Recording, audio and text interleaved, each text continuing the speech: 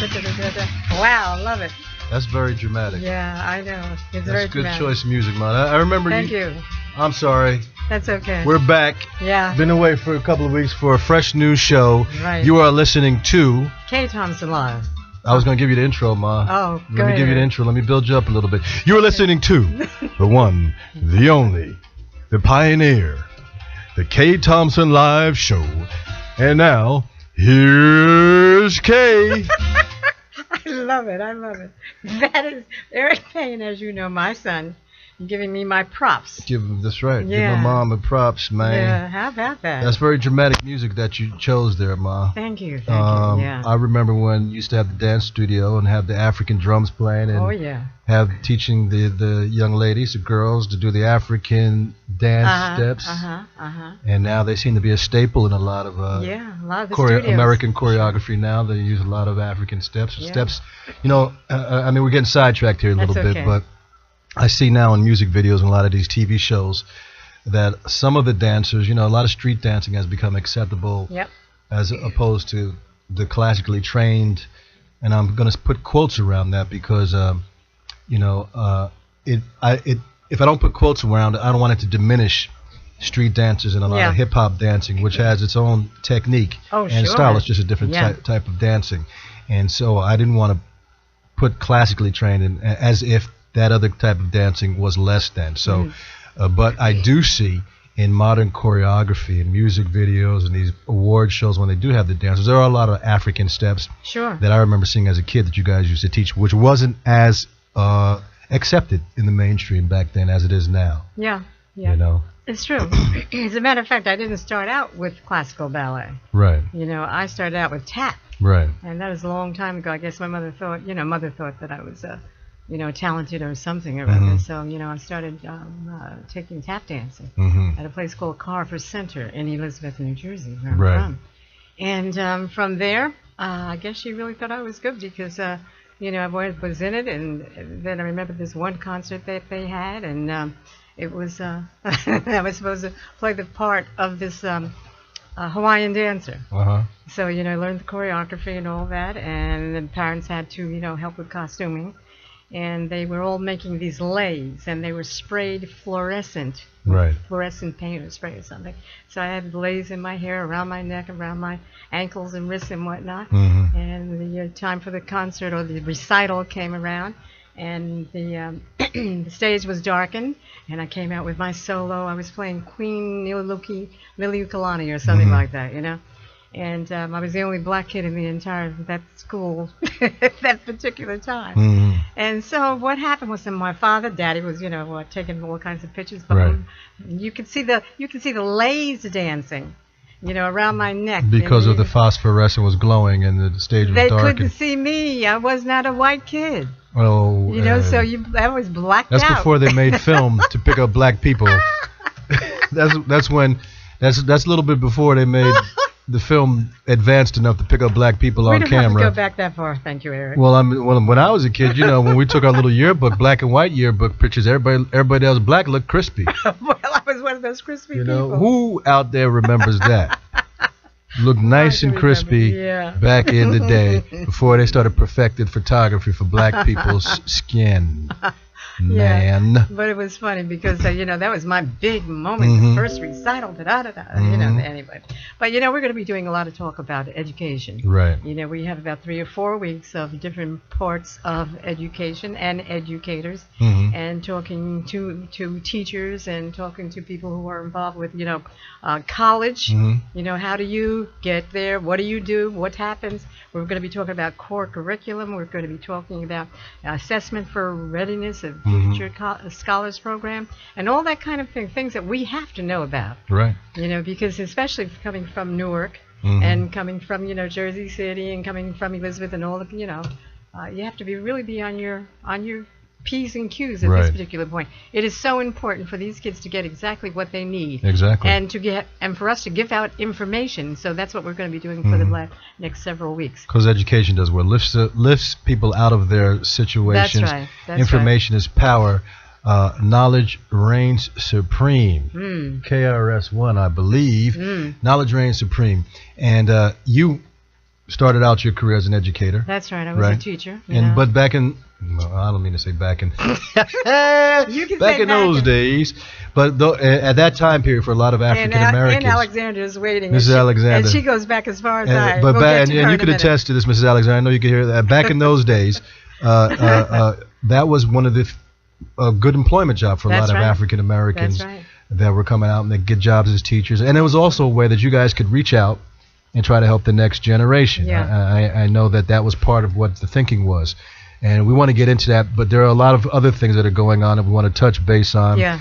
Talk about the flack that Chris Christie is catching with the closure of the lanes on the GW Bridge. We're also going to be talking about the debate to extend unemployment benefits with Congressman Donald Payne. Is going to be calling in about 8:30 to talk about that because he was at the White House the other day when the president made the speech.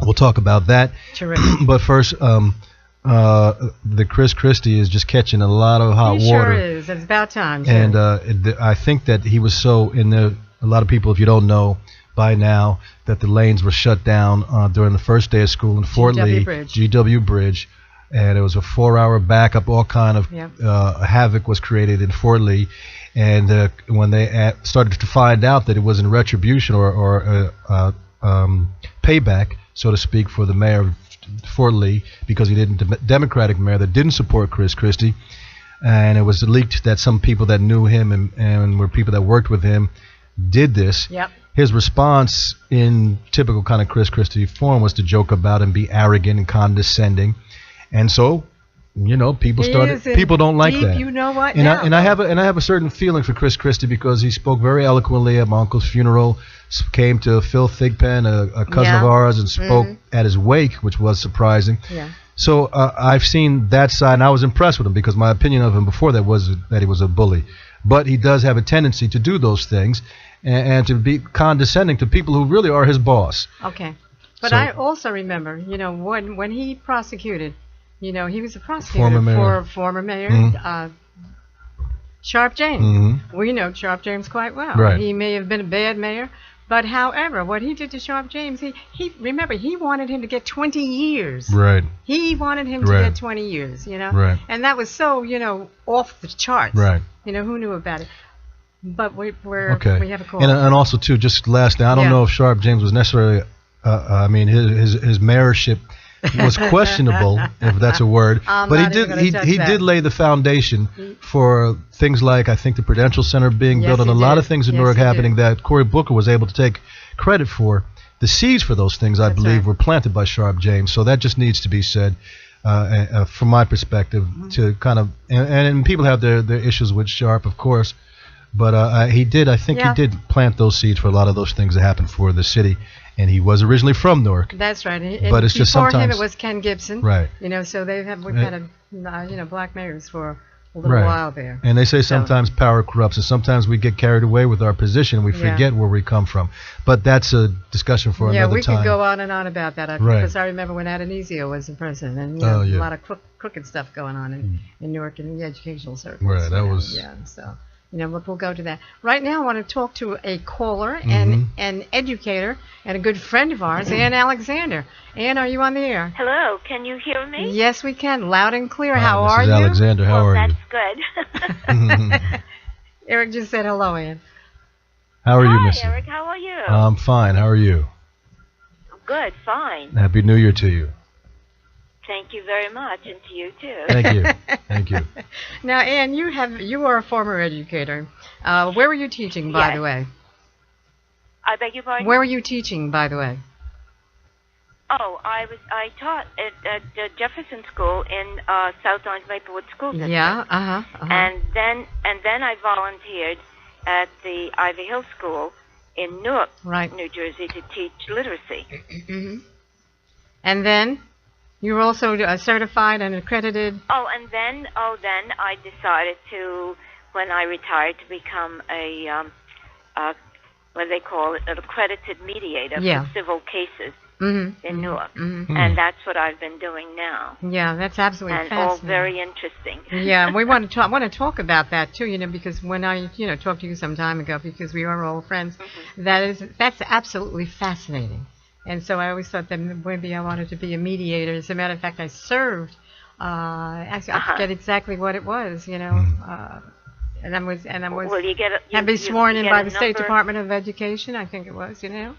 That sounds cool. I like to be a mediator. Yeah. I tell them, this is the way it's going to be. Sit down and... Is that what you do, Mrs. Alexander? Is that kind of... No. Oh, no. I thought that maybe. No, not at all.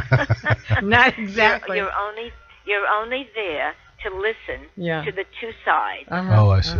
And you have them talk it out. And what I found, that when people get together, and these cases have been going on for the last 4 or 5 years, which they do, once they're able to sit down at mediation, because usually the court tells them, no, you go to mediation now, it's been long enough. When they can hear each other face to face, things usually come to a head and they are finished. Yeah. You know, and it works out very well. Mediation is a wonderful way to go. You know, when you can't get the people to really listen to each other. You know, and I just remembered...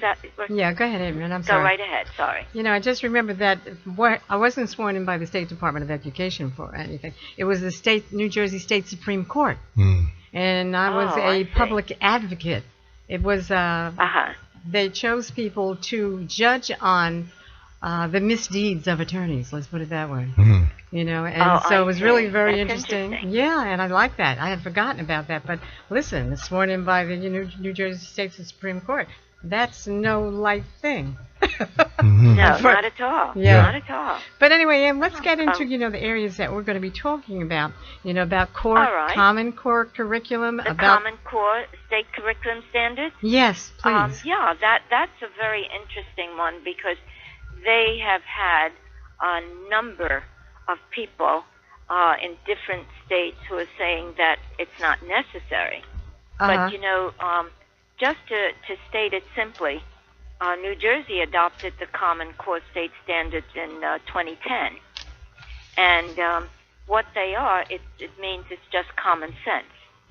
And the standards, they were saying, are needed for every grade level to ensure that when the children are given certain skills, they know those skills before they go to the next grade. Now, was that a state program or what? I can't, you know, you're breaking up. I can't hear you. Good, Eric. I was going to ask, just before we get into that, what exactly is Common Core? Is it just a basic standard of educational requirements? A Common Core state standards are just standards that 48 states or 45 states have decided that before you go to the next grade, from kindergarten to the 12th grade, every student in those 45 states, also the District of Columbia, and some of the islands, that the child will know a certain skill. Right. And so when you go to first kindergarten, there are certain skills that you have to learn. And that's why they're called Common Core state standards.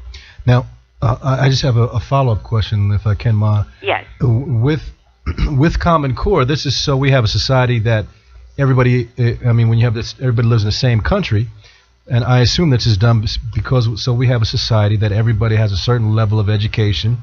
It's kind of like the same currency system when you go everybody deals with the same currency. Right. We all learn the same things about science, arithmetic, and things like that. That's the intent of Common Core curriculum, correct? That's exactly the intent. In fact, what it is, when they put in the Common Core, what they decided that they wanted a high quality education. Yes. For kindergarten through the 12th grade. And what you find, they were finding that when you think about the Essex County College and all of the county colleges, they spend a great deal of their money doing remedial work. And this is what Common Core is trying to prevent. That when you finish 12th grade, you are now ready to go into college or to a career. Okay. You see? Let's stop. That's what they want. Okay, that's good. That's good time for us to break. We have a break right now. We just want to stop it right there. I want to just stand, and we're going to come back on the other side and continue this discussion. on the Kae Thompson Live on GoPro Radio. We'll be right back. All right. The views and opinions expressed on GoPro Radio Network shows are solely those of the speakers and are not necessarily the views or opinions of GoPro Radio Networks, Inc. or its affiliates. These broadcasts are provided on the understanding that they do not constitute professional advice or services. Individuals who speak in these broadcasts express their own opinions, experiences, and conclusions. GoPro Radio Networks and its affiliates do not necessarily endorse or oppose any particular opinion or conclusion discussed in these broadcasts. You may not edit, modify, or redistribute these broadcasts in any way without the express permission of GoPro Radio Networks, Inc. GoPro Radio Networks assumes no liability for any of your activities in connection with these broadcasts or for your use of these broadcasts in connection with your website, computer, or playing device. You're listening to content developed by the GoPro Radio Network, the fastest growing network in the galaxy. GoPro Radio Network. Listen to the voices in your head. All right, we're back on GoPro Radio Network, the Kae Thompson Live Show. I'm Eric Payne, and that's my mom over there. Kae Thompson here. Yeah, that's her name. We're talking to Ann Alexander. Mrs. Alexander. We're talking about the Common Core curriculum. So, Mrs. Alexander, I was just discussing with my mom. So you said that so everybody is on the same page, basically. Everybody will be on the same page, Mm-hmm. and that this is why when you were in school. You had what they call basic skills. Yeah. Mm-hmm. If you remember that. Yeah. Mm-hmm. And I remember there was one teacher at my school was Mrs. Sandra Goodwin. Mm-hmm. She would have all these students who were in basic skills, or really a nice word for saying remedial work. Mm-hmm. And what she did was to take the kids back to where they belonged. If they were in her grade at third grade for basic skills, she took them back to second, gave them all the skills they needed in order to function in third, and right on down the line. And as a result, every single year, every one of her students passed out of remedial classes. Wow. Tremendous. She was excellent because her standards were high, and it's all common sense. If you don't know what's in the grade below you, you certainly can't do the grade that you're in. Obviously, yes, of you course. See? Yep.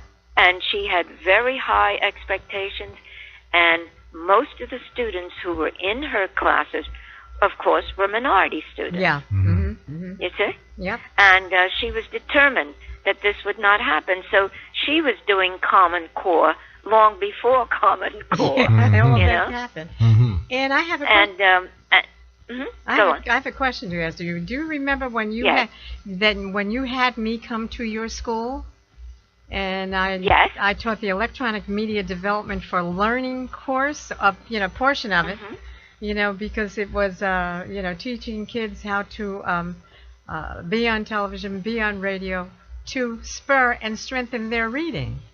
And it was working, and the State Department of Education hired me to do that because of the fact that kids just didn't want to learn. So I came up with the idea that everybody wants to be on television. Right. So the question I used to have the teachers ask was, ask your kids who wants to be on television, and they will all raise their hands. And that happened so often, and it was big fun. Right. I turned it into a really big fun thing. Everybody wanted to be on television. Well, you have to learn how to read. Right. You have to learn how to do the script. And do you know that even some of the people in the big companies are pushing Common Core? Oh, they are. I was just reading about the CEO for ExxonMobil, and he was saying that he is surprised when he speaks to people and they fuss about unemployment, and he tells them there are over 100,000 jobs that are vacant because people who apply for them don't have the skills. The basic skills, right. And he said they don't have the skills, and these jobs are there available for these people. And he says what's happening, that science, technology, engineering, and math, the students are all failing. Yes. And they have that program called the STEM, S-T-E-M program, which is which is science, technology, engineering, and math. And Rutgers University has a fantastic program down there for the STEM program, and a number of those students in that program are STEM students, minority students, right? Doing beautifully. Yeah. Now, doing beautifully. Now let me ask you, and in the break I was discussing this with my mom. I was wondering, when you said it was 45 states, I was wondering why. Secondly, I was, how we have some of these states that are kind of a little bit more conservative, and they're controlled a little bit more by their religious beliefs. Yeah. And I'm wondering if the reason that it's only 45 states is because some states choose to teach different things. And the most obvious example that comes to mind for me in that is that you have some of these Bible Belt states that might not want to teach evolution. Maybe they want to teach creationism. Yeah. And I'm wondering if is that the reason why there's only 45 states that follow the call? I can't tell you what the reason would be. Yeah. But I know one state that isn't doing it. I remember seeing that one when the map came up. One of the largest states, Texas, is not teaching it. Gee, I wonder why. But I can tell you the District of Columbia is teaching it, and the Virgin Islands. Yeah. Right. And they said American Samoa and one of the other islands. Really? No They're kidding. all teaching it. So the remarkable thing to me seems to be that you have some of these states like Texas, and we know how Texas rolls with Governor Rick Perry. Yes. They have a certain perspective about life. They buy more textbooks that do not tell certain things about history. They're not going to. Certainly not African American than any other Exactly, and they're not going to teach the contributions of people of color. That's right. And Christopher Columbus discovered America, which that was kind of a Common Core curriculum, I guess, because we all learned that, which we know was wrong. How do you discover a place that somebody's already there? But hey, that's right. But I just happened to see something on the internet the other day that the Koch brothers are sponsoring a kind of a science fair type of thing to go around to I think colleges and things like that, or even grammar school kids to promote fracking. Fracking is the way. Oh yeah. So that's because of money. Right. And if you had listened or if you had seen the program Sunday on it says the State of the Union, and they showed North Carolina. It showed where this man by the name of Pope, P-O-P-E, right. He's doing the same thing as the Koch brothers. He is buying. They are buying. When I say buying, they are paying for Republicans to win all of the seats, and they have gerrymandered North Carolina. And do you know that North Carolina, along with the Koch brothers and what they're doing in education, they're taking away everything. Right.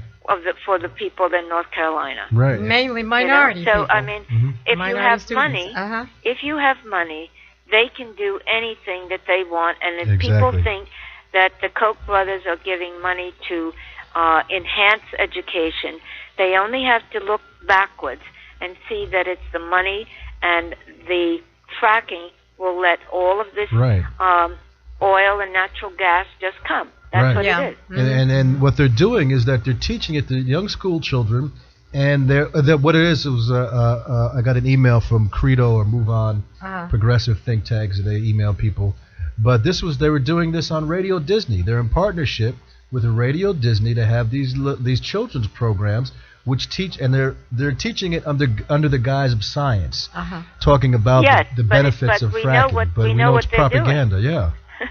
Yeah, it's unbelievable. You know what they're doing. And another question. It's really sad. It's terrible. How does the Common Core curriculum hold up against vis-a-vis or with the charter school system? Yeah, good question. Well, in New Jersey, the charter school systems are going to have to follow the Common Core because that's all of this. The Common Core was written by all of the governors, It was written by the governors and also by the commissioners of state education. They're the ones who pushed it.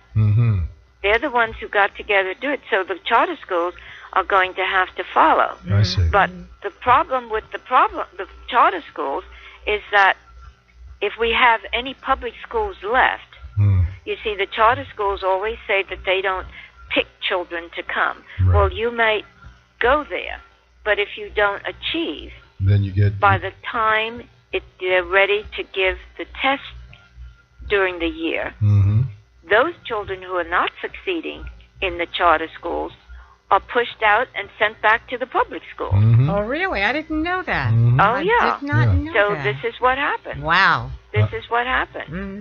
So they say they don't pick their students, but no, they don't pick them, but they let those out who are not achieving. Yeah, yeah. That's what they do. Wow. You see? And as I said before, these Common Cores, years ago there was a man who wrote a book. Have you ever heard of these books?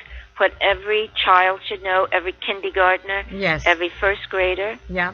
Have you heard of those? Yes. Well, those were cultural core books, and I think the Common Core probably copied from him because he had in all of his books, and these go back a long time, what every kindergartner should know, every first grade. And if you did that, if you were a parent and you taught your child from those books, they would know everything they had to know in math, in science, in music, in reading, in history, in geography. He did a fantastic job of doing it. And I'm sure that they took a little from his books, you know. Yeah. Right. And we because have about they were wonderful. We have about 4 minutes. We have about 3 minutes right now before the break. But I wonder if you could touch on very quickly the Future Scholars Program. Let people know a little bit about that. The Future Scholars Program is a fantastic program that Rutgers University started. Okay. And what they did, they have programs in every Saturday for students to go down to Newark. It's from Camden, Newark, New Brunswick. Yeah. And those students go to the college and learn math, science, reading. Then in the summer, beginning in the 7th grade, junior high school, you sign up, you write a essay, and you go to their summer programs from the 7th grade to the 12th grade. And if you do that, you are and you continue to do that and do it well, you're guaranteed 4 years of free tuition at Rutgers University. You see that? They're wonderful. Yeah. That's great. And any parents who are listening need to go to their schools, and if they're in Newark or Camden or New Brunswick, and find out about that program. And find that That's application and get their children there in the summer. You have to be committed, though. Yeah. You must be committed. I'll tell you another thing, You know? and a lot of people think that the kids in Newark are not scholars. There are so many kids in Newark. They are fantastic with fantastic teachers. Newark has been getting a real bad rap, especially because of the killings. Those killings are done by individuals, those That's murders. Right. And of course that has to be dealt with. But these kids in Newark are absolutely fantastic. Having taught in Newark for a number of years. If we have enough time when you come back, I'd like to tell you about the students who I taught in Newark. And those students were given to me from 3rd grade. I received them in 4th because the principal, Mr. Outlaw, said to me, we have students in 3rd grade who are hard workers, and I would like to take that nucleus and give it to you and teach them. Wow. Well, I taught them from 4th grade to the 6th grade, and do you know they all passed NJS? And some had advanced, some were proficient, and there were just a couple who were partially proficient, but those students they did catch up, but they had learned, they had advanced on the scale. So I was happy about that. And then I had them, the first thing we did was they were taught to speak correct English. And I put a big picture of Obama in the room. And I said, we are now speaking President Obama's English. Wonderful. That's great. They succeeded, and they were wonderful. Okay. And then I did a video of them. You did? And people couldn't believe that these were 5th grade students, and the way they read, they did their own essays, and the way they spoke. They were marvelous. And they're now in 7th. Yeah, and you are a wonderful teacher. You always have been, and you're going to be coming back more and more and more and more. We have to go for a break right now, and it is almost it's about 8:31, and we have to go for a break. But listen, we are going to be talking to you again and again because we're going to be doing all these different shows. We're going to be including educational issues and educational things that people can absolutely use because we've got to get our students absolutely powerful, with a solid background in education. But we do have to take this break right now. Thank you, Ann Alexander. Okay. I was going to say on the Thank other side. you very much. I enjoyed it. Eric? All right. Thank you, Mrs. Alexander. Okay, we'll be right back, everyone. Bye-bye. Stay with us. We'll be right back, everyone. Interrupt this broadcast to bring you a great opportunity. If you have a product or service, a talent or something important to say, now's your chance to have your own radio show. Whether you're just starting out or a veteran looking for a professional platform to enhance your presentation, the GoPro Radio Network is the premier place to cultivate and share new and exciting content. We'll help you to grow your audience and keep it growing long after your first broadcast. Now you have a voice. Call 212-696-8562 today or visit www.goproradio.com and you'll be amazed at how easy and affordable it is to have your own radio show on the fastest growing network in the galaxy. GoPro Radio. Listen to the voices in your head.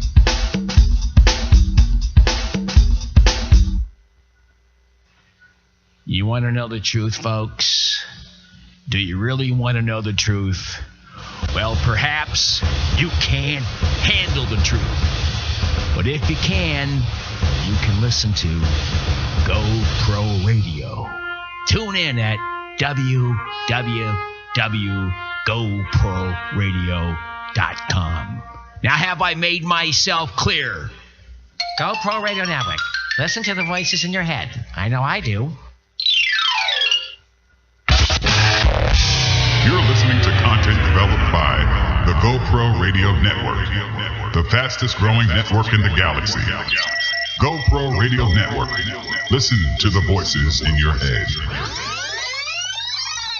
And we're back on the Kae Thompson Live Show. I'm the co-host, the son, Eric Payne. I hope Mrs. Alexander, we still have you on the line. Are you still there? Yes, I'm here. Because we wanted to continue the conversation a little bit before our next guest calls in. And it was such a fascinating conversation to me. I wanted to ask you, now, they talk about America kind of lagging behind in the education of our children. I was wondering, what if within this Common Core curriculum that we taught the kids at an accelerated pace? Because now, of course, we know that other countries are teaching. You have, young kids in first or second grade that are teaching that are learning at advanced levels. Yeah. Countries like China and places like that where the kids are really advanced. What are your thoughts about the Common Core curriculum, but being taught at a more advanced level? Is that something that you see that's possible or doable for us to raise the educational level of the average student in the United States? Well, they are doing that with the Common Core because they have a new program in 2014. That's this year. This is going to be the last year for New Jersey Ask.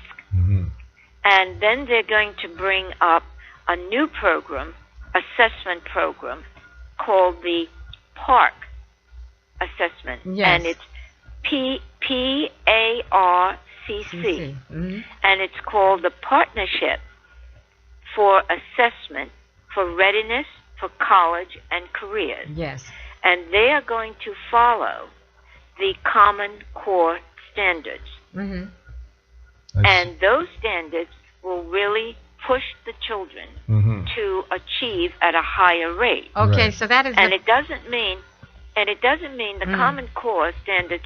It does not mean that you can't have gifted and talented children. It just means that some of those children who are gifted and talented, they will learn what they need to learn in a particular grade level, and the teacher will just accelerate them. That's all. That's all it means. It doesn't mean it's going to be different, but they will learn standards, and because Common Core has many standards in a particular grade. You see? I see. And the teachers were getting upset because they said, how will we do all this? Well, they are telling the teachers, you do it at the pace that the children will learn. Exactly. There's some children who will learn, faster, some slower, but it's still they're learning what they should be learning. Yeah. So it's not going to change acceleration at all. Okay, now It's not going to do that. You're saying that the name of that again is the Partnership for Readiness for College Careers. Is that the name of it? Yes, it's a partnership for assessment. For assessment. For readiness for college and careers. And what they're saying, the way students are coming out now, they're not ready for college and they're not ready for careers because they don't have the achievement that they should have in courses of math, science. And there was one group, I'm trying to think of the name. It was, it's called the National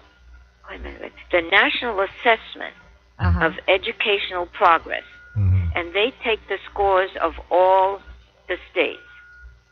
And they said that only 35% of 8th graders performed at grade level or above in math. Now, that's a pretty low percentage. Yeah, that's terrible.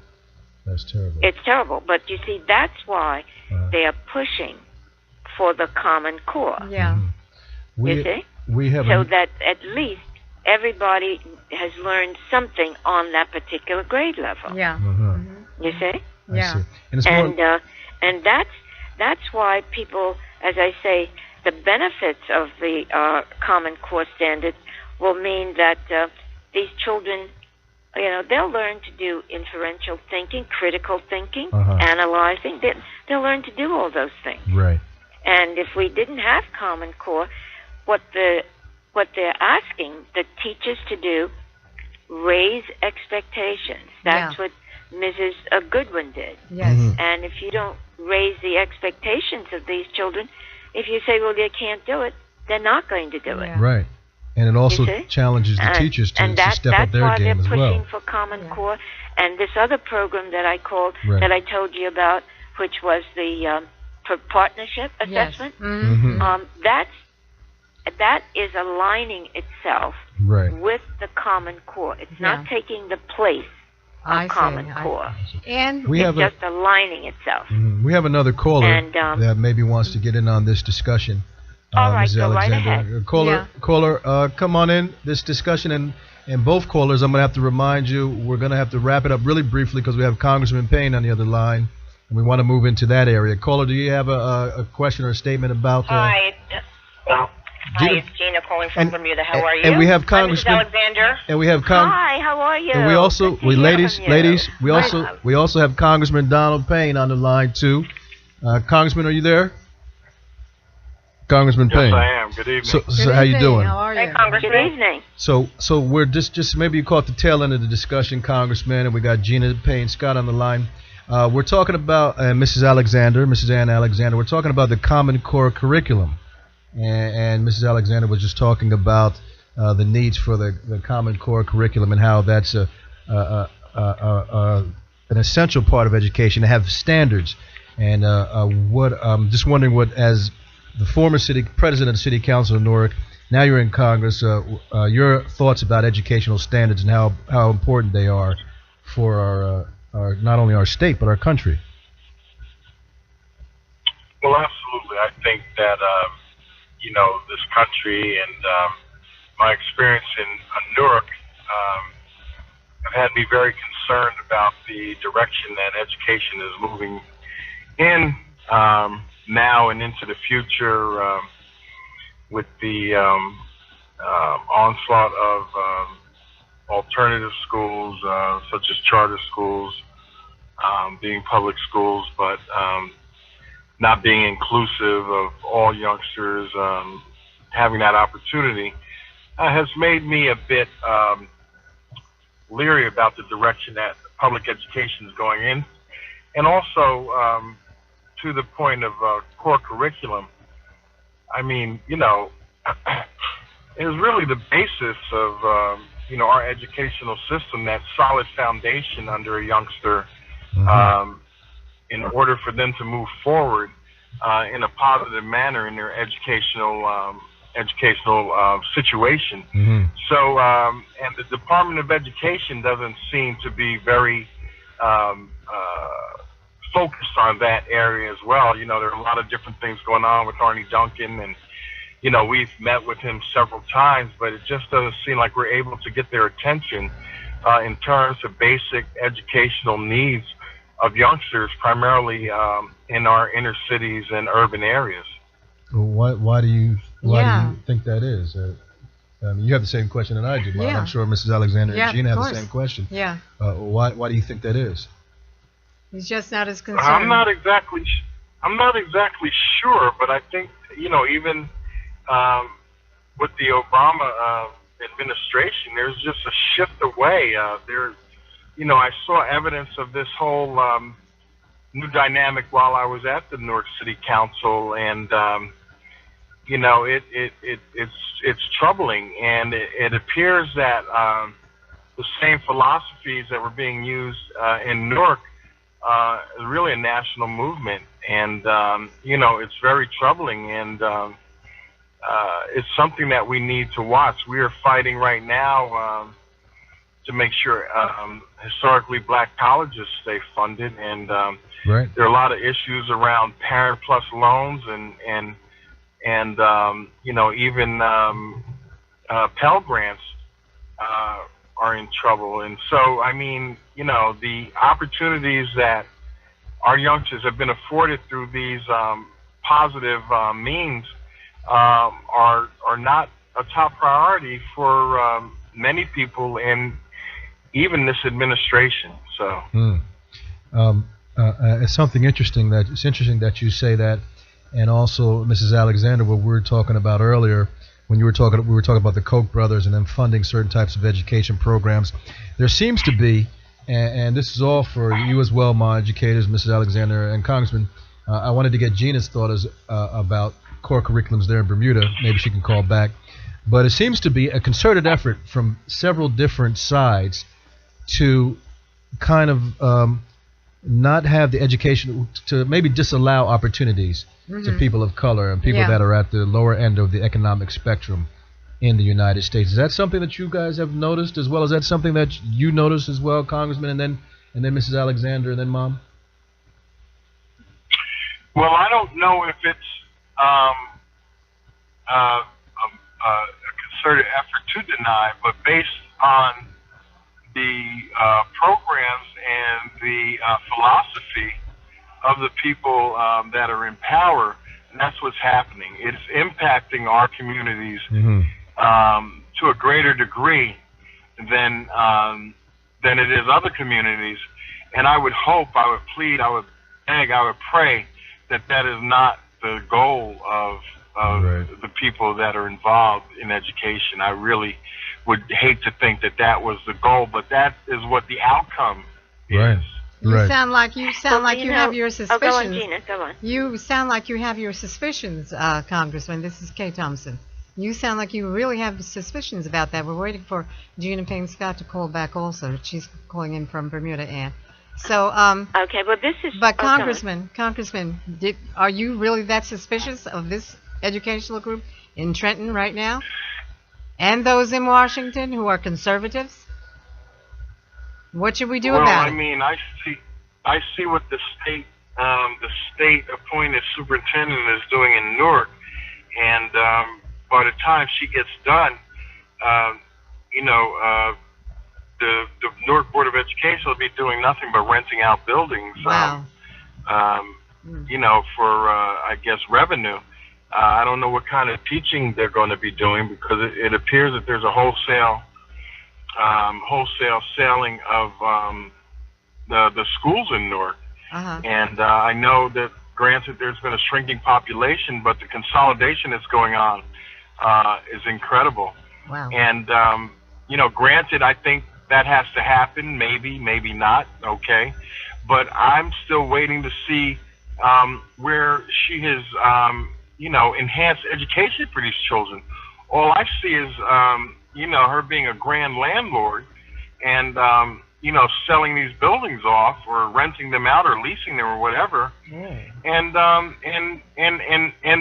core curriculum, education in Newark, has not been enhanced to any degree under this superintendent. So I'm leery of that group and the overall philosophy of the federal government at this time in terms of education. So yes, I'm a little leery, a little concerned, and we have a lot of members of the Congressional Black Caucus that are the experts in that area that we've met with Arnie Duncan on 3 or 4 occasions and think we get to one point, and then we hear again that, Parent Plus loans are in trouble, Pell Grants are being scaled back. And so what do we do for now? What do we do for a year in bringing these issues to the forefront? Okay, well, we got to go for a quick break. I want you to hold it right there, everybody. We got to go for a quick break, and we'll be right back on the other side. We're going to be talking to Gina as well, and we're going to move into the unemployment extension benefits that I want to get into that. All right, we'll be right back on the Kae Thompson Live Show. Join us on the other side. GoPro Radio, the fastest growing network in the galaxy, is leaner and meaner with a new attitude, new technology, and a brand new lineup. Tune in and get wired every Wednesday, starting at 5 p.m. Eastern with the BCS Experience featuring Byron C. Saunders, formerly of New York City's WBAI. Then at 6 p.m., it's the Black Agenda TV Express featuring sought-out political commentator Glenn Ford, formerly of America's Black Forum. Then at 8 p.m., it's time for Kae Thompson Live with the legendary radio host Kae Thompson of Inner City Broadcasting's WLIB and her son, renowned actor Eric Payne, who starred in such films as Spike Lee's Do the Right Thing, Drop Squad, and many more. Then, at 9 p.m., it's Food Rap, featuring Nina Markel, a.k.a. the unofficial mayor of Jersey City, and former Viacom marketing guru Shauna Glover. Last but not least, at 10 p.m. Eastern, it's The Sexy Party Show, with the bad boy of dating Mr. Locario of I Love New York fame and his partner in crime, Miles Cunningham.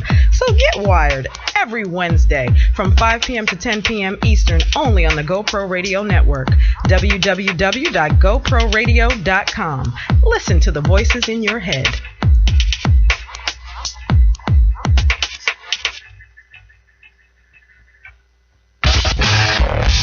You're listening to content developed by the GoPro Radio Network, the fastest growing network in the galaxy. GoPro Radio Network. Listen to the voices in your head. And welcome back to the Kae Thompson Live Show. I'm the son, Eric Payne. Yes. The sun, sunrise and sun. I like that a little bit. Anyway, we have Mrs. Ann Alexander, Congressman Donald Payne, my sister Gina Payne Scott from Bermuda. Now, Gina, let's get you in on the discussion. We're talking about Common Core curriculum. Really quickly, do they have that in Bermuda? Because you have 2 young sons that are in the school system out there. Is there a Common Core, and you have a very good school system from what I understand out there. Is that correct? Gina? We're waiting for Gina Payne. Yeah. Scott? Hello. Gina Payne. Scott. Okay. So, yeah, in Bermuda, there's a recently added Common Core curriculum because something about the discussion of education and putting parents and educators in the same room automatically invokes an adversarial relationship, and I don't always know why. I don't necessarily think that policymakers here or at home there in the U.S. or have an intention of doing anything bad to our kids, but for some reason, parents, there's so many different opinions and ways, everyone's thinking about how it's going to affect their child, as they should. So it's automatically an adversarial relationship. Same thing here. So even the best laid plans, there's going to be some dissension from that. Why there's some dissension, from what I understand, even there, is because they, not so much that people oppose a common, raising the standard, but the Common Core in the U.S. anyway, and Congressman, I guess you could certainly speak to this, but I think a lot of people are thinking it's the gathering of information that the federal government needs. It's a whole underlying conspiracy theorist sort of thing, why those particular states don't want it. It's not necessarily racist. It's more of the people who are anti-government trying to control everything, why they don't want the Common Core curriculum. Yeah. Because there are individual states who, within their state, they don't mind all the different school districts, all the different schools having a Common Core. In Bermuda, it was an issue because you can have, 3 different middle schools, and by the time the kids have to choose which school they're going to go into, one school, there's only 2 high schools here. One school is notoriously better academically than the other school, the other high school. Yeah. So of course, a lot of people want their kids to go to that school. However, if it relied on testing, the kids who came from a whole bunch of different middle schools, they simply did not, have the same the same qualifications. So having that said, in a smaller environment like Bermuda and maybe in individual towns, yes, some kind of a Common Core needs to, one kid definitely should be able to compete with the other kids. Yeah. And not for the fault of the fact that, well, I didn't learn that. Yes, everyone should be learning, the basic of the same thing. Now, the individualizing of schools and what they want to focus on, I'm not opposed to that necessarily, because, and the other thing I think that and then I'll be quiet, I think a lot of the things that a lot of the teachers and parents are opposed to is that there are just so many changes constantly being made. Mm-hmm. So the teachers get comfortable with something, the parents get comfortable with something, all of a sudden there's new tests, there's new standards, and then you have to worry about, well, is my kid going to fail this test, not for lack of what I'm doing or maybe the school is doing, but suddenly there's different standards, there's different, we just introduced took away the whole school system here and changed it, probably for the better. But my concern is my kid who's in middle school, they could possibly get lost in the shuffle during the transition period. Mm-hmm. So those sorts of things are frustrating. Not so much that people are opposed to wanting their kids to do better, but it's the constant changing and the different. And everyone has their own opinion. It's just like decide on something. Right. And let's go from there. And yes, we all have to be at an elevated standard. Of course, everyone wants their kids, elevated standard. Yes, we're going to go right back to Congressman Donald Payne in just a minute. But I want to, about in 10 seconds, I want to tell people. I promised to tell you when I was going to be putting on the interview with Professor Dennis Brutus. The cell, he was in the cell and right next to Nelson Mandela. That is going to be. Finally, next week, everyone. And we just have 2 minutes to break. 2 minutes to the end of the show, actually. Yeah. And do you find that to be the situation, Congressman? Congressman, and then Mrs. Alexander, really quickly. Congressman. In terms of the changing kind of standards there that Gina alluded to in Bermuda. Yeah. Well, in terms of parents being, somewhat frustrated and educators being frustrated with the constant changes, nobody really, minds the elevating of the standards or making it even common, but just the fact that the education system can't seem to get it together, and it's a constant change. That's there in Bermuda. Now, we're talking about here in the U.S. Is that a similar problem? I'm talking about there as well, having worked there. Yeah. Well, I'd like to hear from Miss Alexander. Gina's right. They're constantly changing, and sometimes not for the better. Mm-hmm. But what I have found, and what a number of teachers have found who want their students to be successful, you find what is most important and what do the students need to move them to the next level. Mm-hmm. And then you teach that. They can change everything they want, but you find out that they're only buying new systems. Somebody's getting paid someplace for constantly bringing in new books and new programs. Absolutely. So, you see, somebody's getting paid someplace for doing that. Oh, I see. And that's it? What I've always done That's I it. know That's it, Mrs. Alexander. what they need. We are out of time.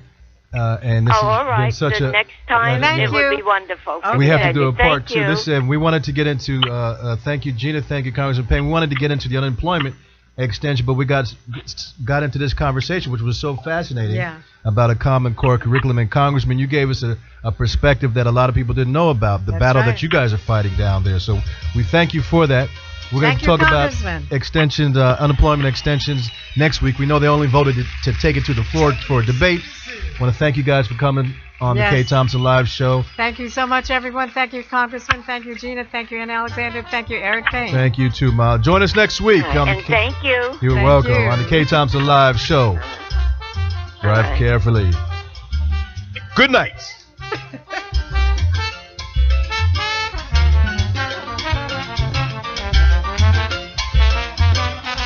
Thank you for using Blog Talk Radio. Goodbye.